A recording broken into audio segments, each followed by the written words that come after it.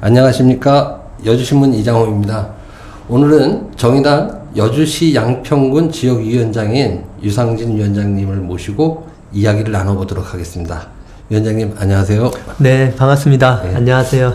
네. 예, 우선 그 유상진 위원장님에 대해 궁금해하시는 분들이 좀 있을 것 같습니다. 그래서 위원장님 그 소개를 좀 부탁드리겠습니다. 네. 안녕하십니까. 예, 저는 그 정의당 여주시 양평군 지역위원장을 맡고 있는 유상진이라고 합니다.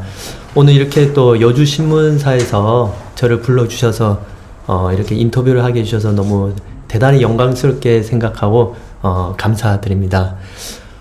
저는 지금 정의당에서는 당 대변인을 맡고 있습니다. 그 심상정 우리 대표님께서 이번에 전국 동시 당지자 선거에서 정의당 5기 대표로 선출되시고 그 이후에 이제 지도부를 구성할 때 이제 제가 이번에 당 대변인으로 이렇게 합류하게 돼서 요즘 매일 그 여의도로 출근을 하고 있습니다. 네. 네, 원래 양평 지역위원장을 맡고 있다가 지난 6월에 양평군 위원회에서 여주시 양평군 위원회로 이제 확대 개편이 됐습니다.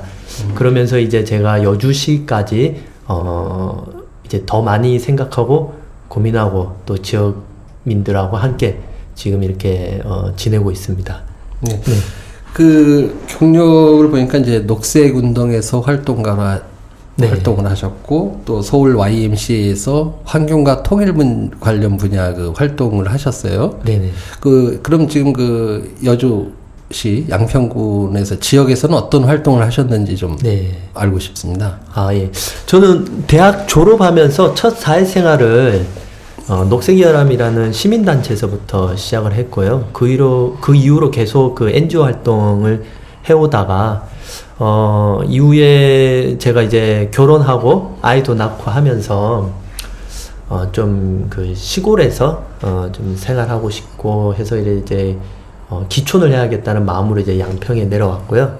양평에 내려올 때는 처음에는 제가 이제 농사를 배웠어요. 그때 제가 여주에 와서도 농사를 배웠습니다. 예, 여주에서도 친환경 농업 분에 배우고 그렇게 하면서 이제 기농 창업을 처음에 하려고 했다가 양평 여주에 제가 땅이 없다 보니까 그 좀 쉽지 않더라고요. 이제 남의 땅에서 뭔가를 한다는 게 그 이후로 지역의 이 주거 환경에 대해서 제가 많이 관심을 갖게 됐고 보니까 양평에는 여주도 마찬가지고 이렇게 단독주택을 많이 하는데 특히 목조주택 거기에서 이제 친환경 주택 뭐 에너지를 뭐 최대한 줄일 수 있는 에너지 제로 하우스라든가 뭐 패시브 하우스 이런 데 많이 관심을 갖게 되면서 제가 이제 목조주택 짓는 빌더로 그동안 생활하다가 지역 정치 활동에 같이 참여하다 보니 지금 여기까지 오게 됐습니다. 정치 얘기하셨으니까 네네. 그 지난번 그 지방선거에 양평 군수 후보로 출마하셨었죠? 네네. 그 어떻게 그 첫 선거이신 것 같은데 네. 그 선거를 마치신 후 네. 뭐 소회라든지 어떤 결과에 대한 네. 어떤 그런 느낌 네. 좀 듣고 싶습니다. 네.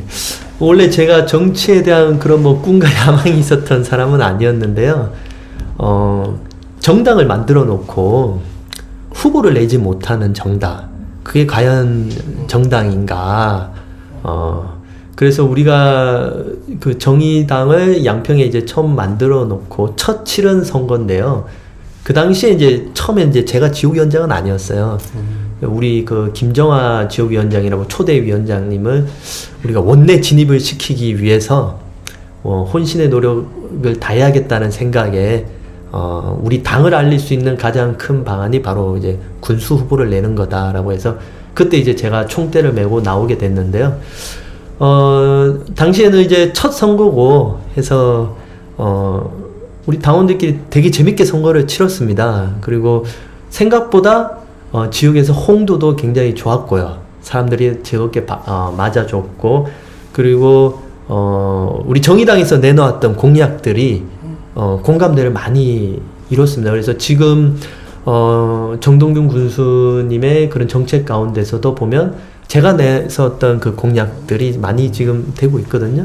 그래서 되게 의미가 있었고, 그 뒤로 우리 당원들도 많이 늘었어요. 그리고 그 힘을 받아 지금 여주까지 이제 같이 지역에 창당이 됐는데, 저한테는 되게 뜻깊은 시간이었고, 우리 당원들한테도 소중한 경험이 되는 시간들이었습니다.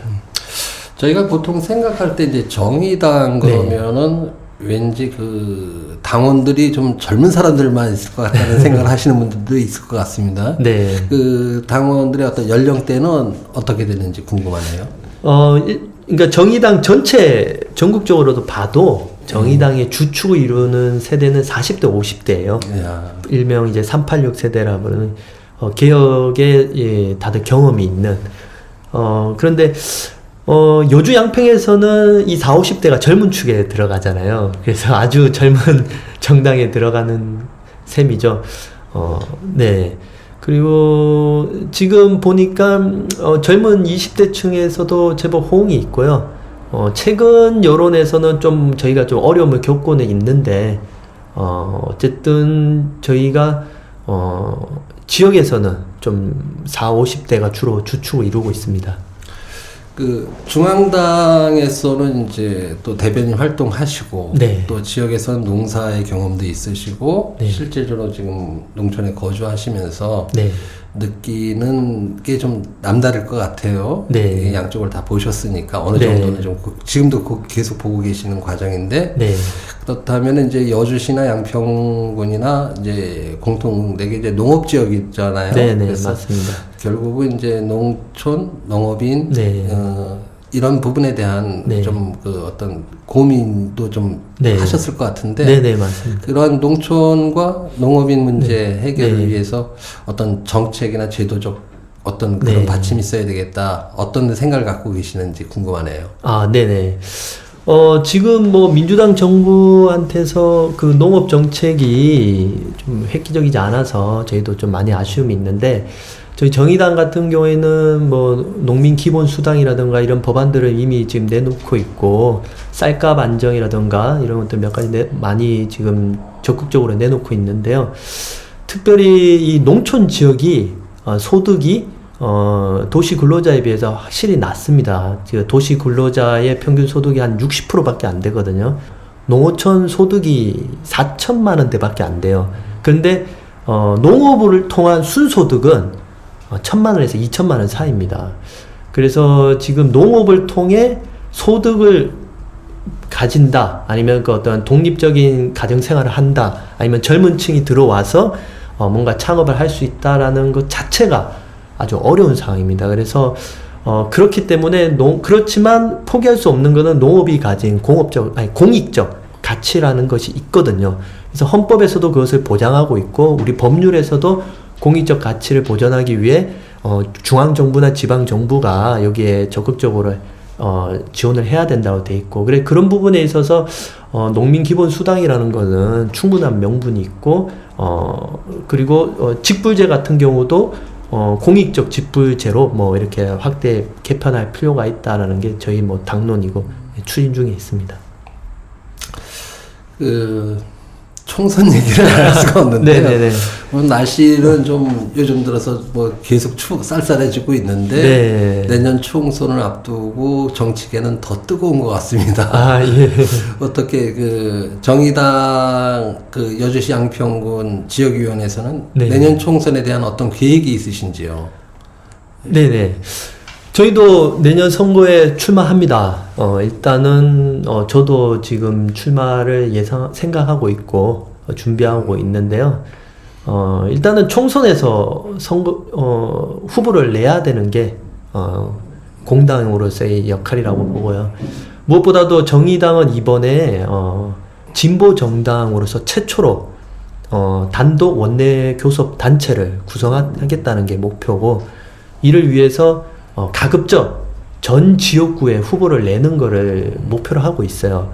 그래서 그동안 진보정당이 자체적으로 그 교섭단체를 한 번도 한 적이 없는데 이번에는 반드시 저희가 원내 교섭단체를 만들어서 정의당이 권력을 가졌을 때 우리 삶에서 어떠한 변화가 있을 수 있는지, 그동안 우리에게 주어지지 않아서 우리가 할 수 없었던 부분들을 이번에는 반드시 이뤄내서 실질적으로 국민들에게 삶의 정말 변화를 일으킬 수 있는데 우리가 한번 최선의 노력을 다해보고자 합니다.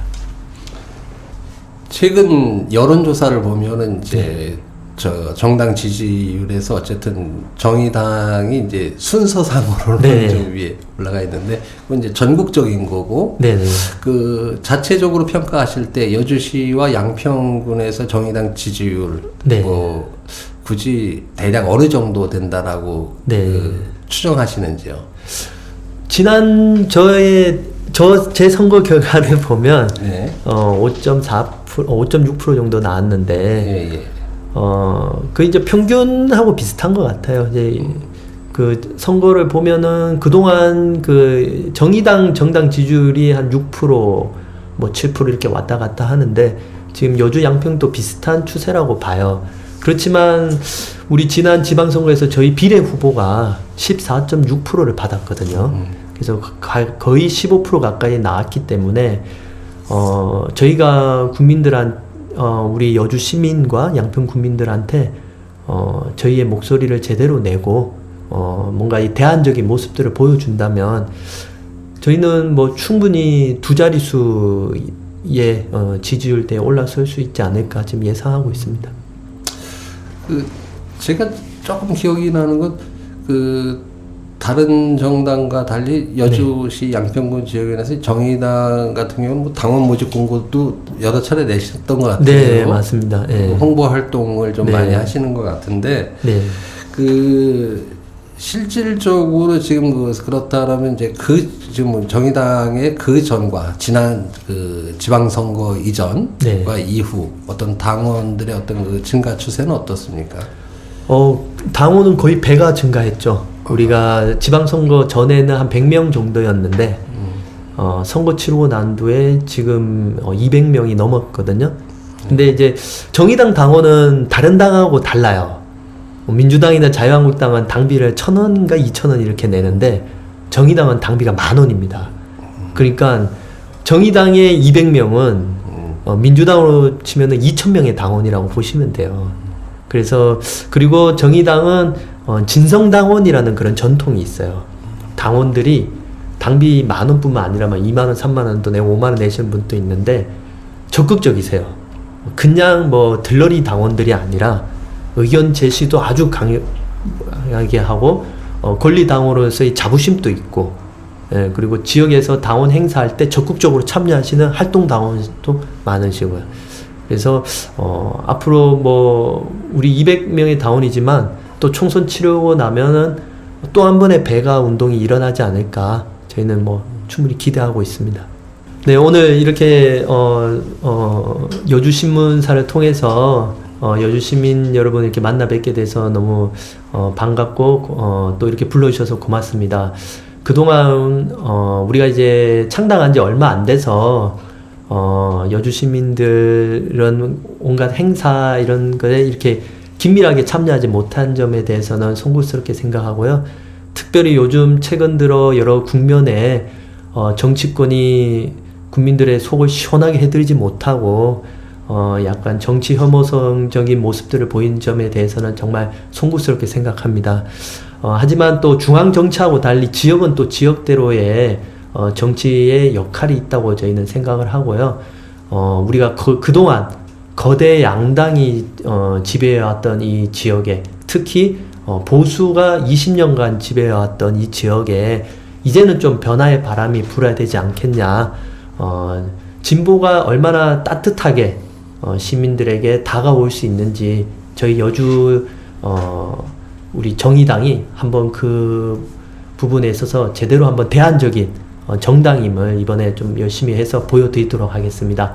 많이 응원해 주시고요. 그리고 부족한 모습이 있을 때 언제든지 지탄 없는 그 비판도 해주시길 부탁드리겠습니다. 네, 열심히 하겠습니다. 감사합니다. 오늘은 정의당 여주시 양평군 지역위원장이면서 정의당 대변인으로 활동하고 계시는 유상진 위원장님과 함께 이야기를 나눴습니다. 저는 다음에 다시 뵙겠습니다. 감사합니다. 네, 고맙습니다.